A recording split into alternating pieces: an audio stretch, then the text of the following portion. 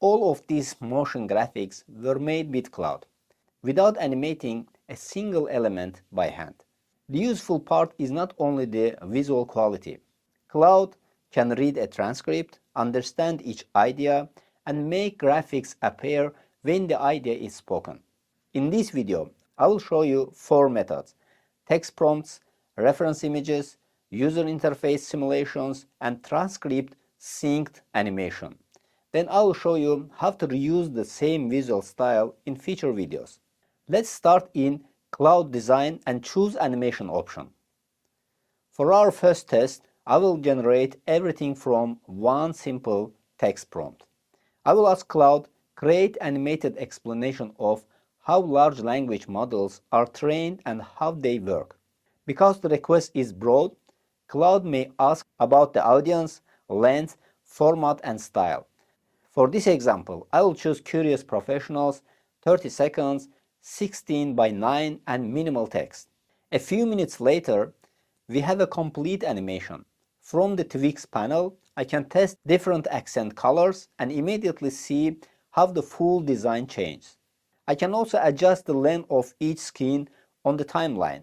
And if you want to change something, change example sentence to the kettle began to boil. Claude updates that part without rebuilding everything else. This also works for charts. Here, Claude turned the market data into an animated comparison. Treat any AI-generated data as starting point and verify every number before publishing it. These graphics stays editable because they are built with HTML, CSS, and JavaScript.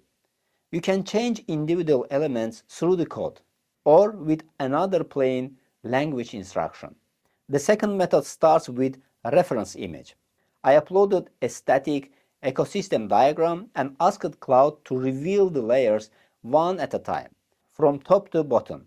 This is useful when you already have a diagram infographic or branded visual and you want to bring it to life without rebuilding it manually. The third method is useful for product demos.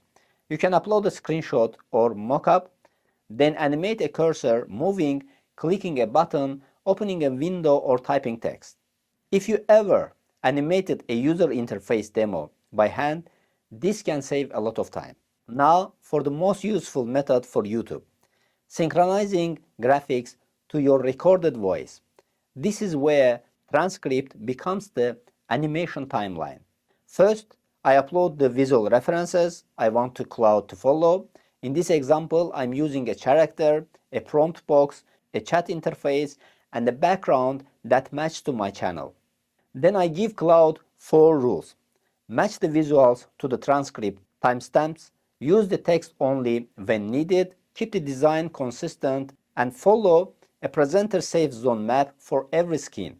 Now I generate an SRT file from my finished voice recording. An SRT file divides the dialogue into short sections with timecodes.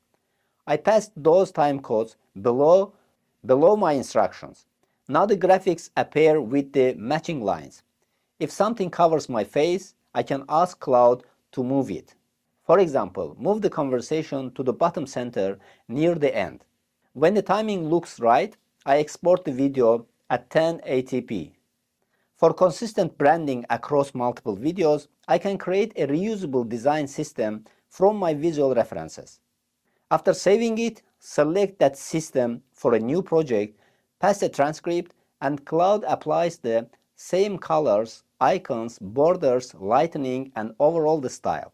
For this final test, I gave Claude a transcript explaining AI agents.